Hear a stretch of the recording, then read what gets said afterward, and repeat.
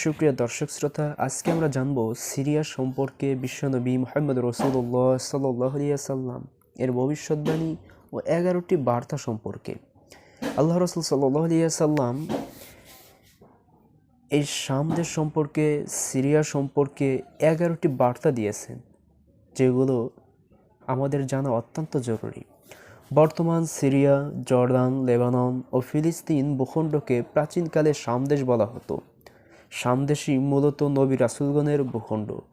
এ দেশে অসংখ্য নবী রাসূলগণ এসেছেন, অসংখ্য অলিয়া আউলিয়া এসেছেন। কোরআন হাদিসে একাধিক জায়গায় এই শাম দেশের ফজিলতের কথা বলা হয়েছে। তাছাড়াও বিশুদ্ধ মত হলো এখানে দিন দুনিয়া উভয় দিকের বরকতই রয়েছে। হাদিস শরীফে এসেছে, বুখারী শরীফের হাদিস, আল্লাহ রাসূল সাল্লাল্লাহু আলাইহি ওয়াসাল্লাম শামের জন্য দোয়া করে বলেছেন, হে আল্লাহ, আমাদের শাম দেশ ও ইয়েমেনে বরকত দান করুন। সুপ্রিয় বন্ধুগণ, এরকমই এক বরকতময় এই ভূখণ্ডকে আল্লাহ তাআলা অনেক মর্যাদা দান করেছেন। এই বরকতময় ভূমি সম্পর্কে আল্লাহ রাসূল 11টি বার্তা দিয়েছেন। কি সেই 11টি বার্তা?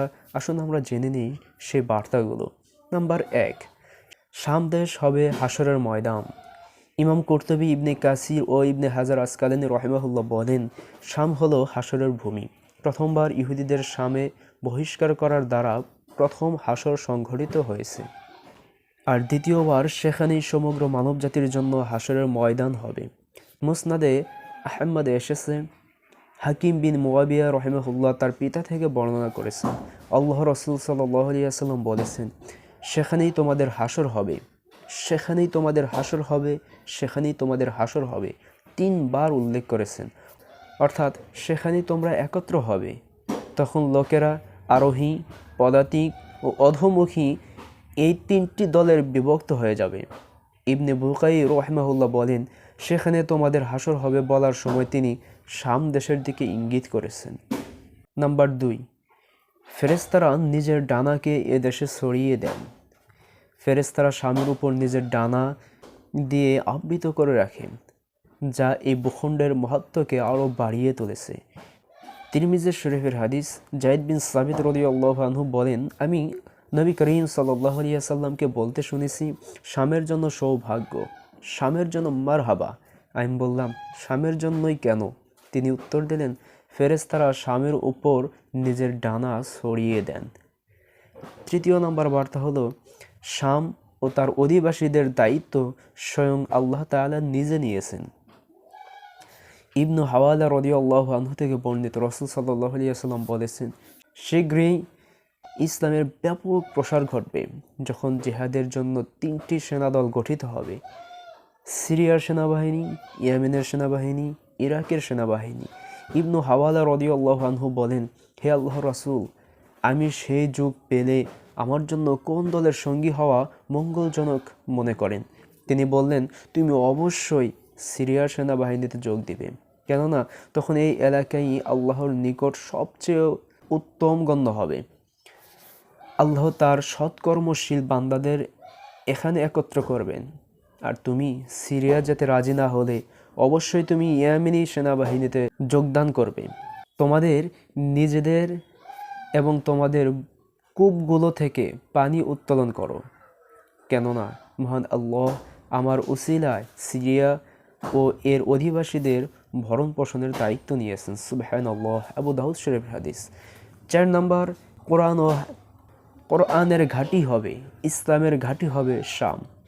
আব্দুল্লাহ বিন আমর রাদিয়াল্লাহু আনহু থেকে বর্ণিত, রাসূল সাল্লাল্লাহু আলাইহি ওয়াসাল্লাম বলেছেন, হাদিসটি মুস্তাদরাক হাকিমে আসছে, তিনি বলেন, আমি দিব্য দৃষ্টি বা স্বপ্নে দেখলাম যে কিতাবুল্লাহকে আমার বালিশের নিচ থেকে তুলে নেওয়া হয়েছে।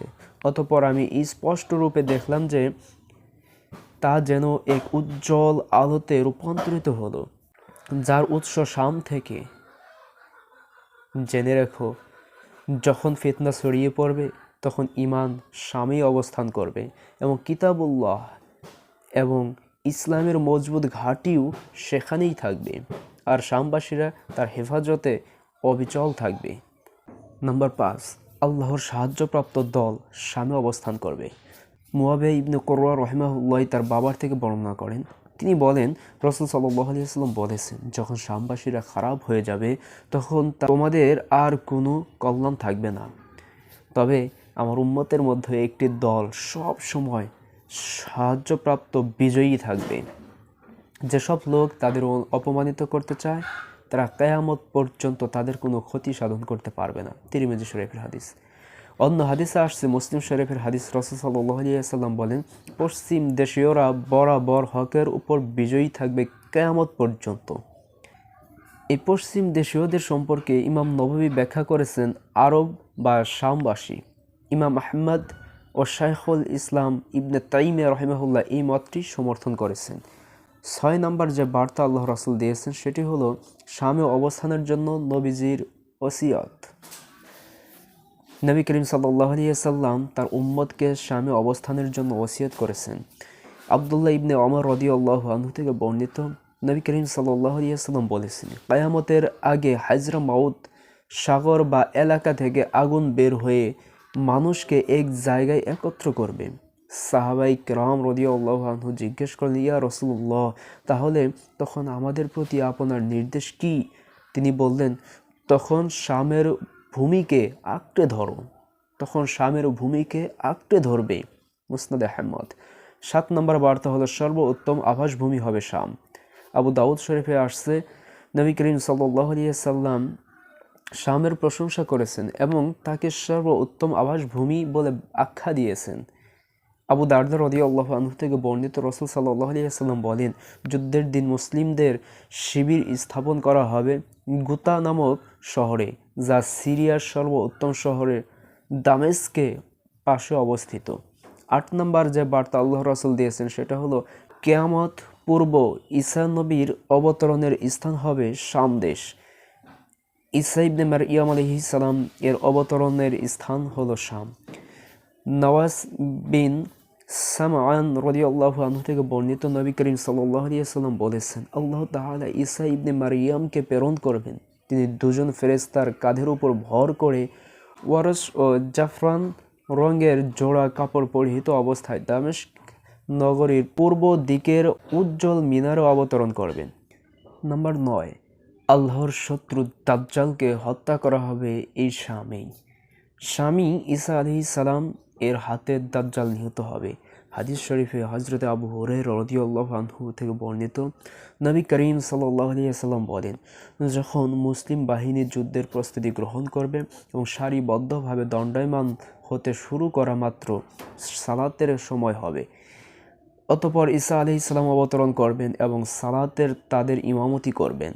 আল্লাহর শত্রু দাজ্জাল তাকে দেখা মাত্রই বিচলিত হয়ে যাবে, যেমন লবণ পানি মিশে যায়। যদি ঈসা আলাইহিস সালাম তাকে এমনই ছেড়ে দেন তবে সেও নিজেই বিগলিত হয়ে ধ্বংস হয়ে যাবে। অবশ্য আল্লাহ তাআলা ঈসা আলাইহিস সালামের হাতে তাকে হত্যা করবেন এবং তার রক্ত ঈসা আলাইহিস সালামের বর্ষায় তিনি তাদের দেখিয়ে দেবেন। মুসলিম শরীফের হাদিস। 10 নম্বর যে বার্তা, সে বার্তাটি হলো খাঁটি মুমিনের বাসস্থান হবে শাম দেশ। মুসনাদ আহমদে আসছে, খাঁটি মুমিনদের বাসস্থান হলো শামের পবিত্র ভূমি।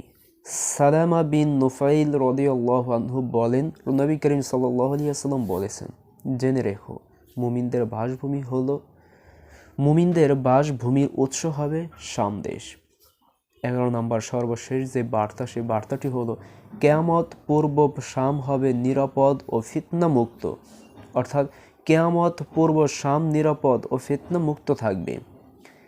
ইমাম ইবনে আশির রাহিমাহুল্লাহ বলেন, ইসলামের মূল উৎস হবে শাম, যেখানে রাসূল সাল্লাল্লাহু আলাইহি ওয়াসাল্লাম ফিতনার যুগের দিক ইঙ্গিত করেছেন। অর্থাৎ শাম তখন নিরাপদ থাকবে এবং মুসলিমরা সেখানে ফিতনা মুক্ত থাকবে। সুপ্রিয় বন্ধুগণ, ভিডিওটি ভালো লাগলে অবশ্যই লাইক করবেন, কমেন্ট করবেন এবং কি দিন প্রচারের স্বার্থে অপরের কাছে শেয়ারের মাধ্যমে পৌঁছিয়ে দেবেন। আসসালামু আলাইকুম ওয়া রাহমাতুল্লাহ।